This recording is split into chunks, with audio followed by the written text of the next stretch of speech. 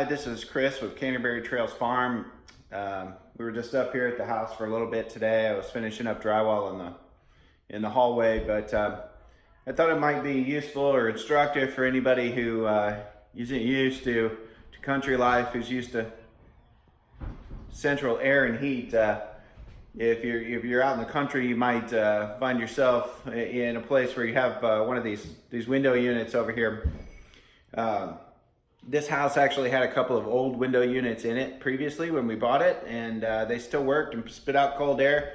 And here in Texas summers, you can't spend too much time in here in the dead heat of summer, especially at the beginning of August, without air conditioning. So one of the things I wanted to note here, the reason I was making this video, is I noticed this morning I slept in this room on the cot till we can get the room up finished out and turn it into an actual bedroom. And I noticed that the air conditioner, there was a pool of water on the ground, and the windowsill was soaked. So you can kind of see here, looks actually like it's been leaking here for a while. This wood is kind of blackened.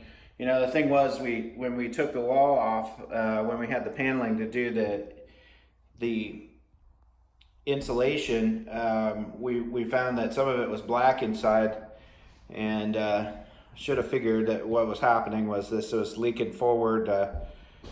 When I woke up this morning after having it running all night, there was, you can see this a clean spot where the drywall dust came up when I found it. It was not only had it soaked the windowsill, but there was a pool of water, and the bottom of the brand new drywall that I put in was wet.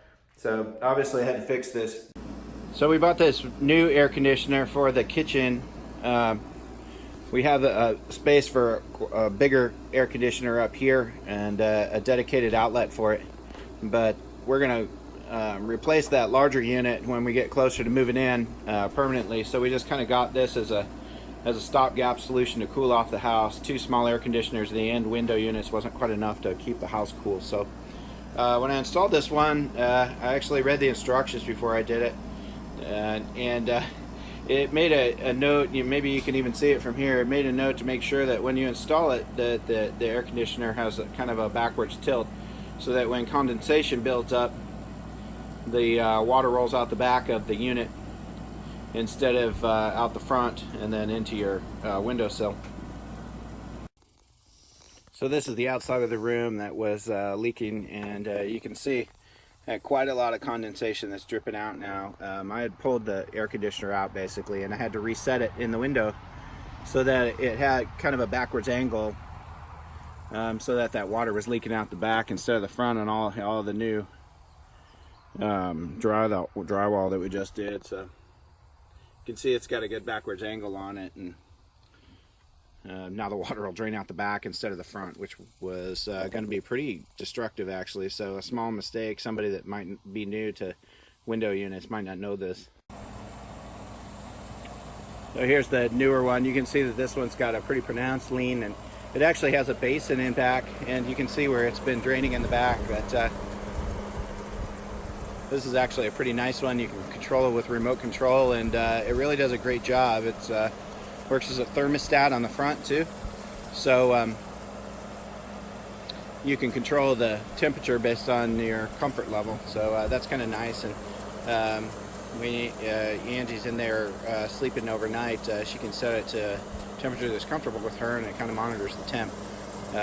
Those older ones weren't like that, so they just ran and ran and ran, and that was why I had to get the air conditioner reset so that it was draining out the back instead of the front.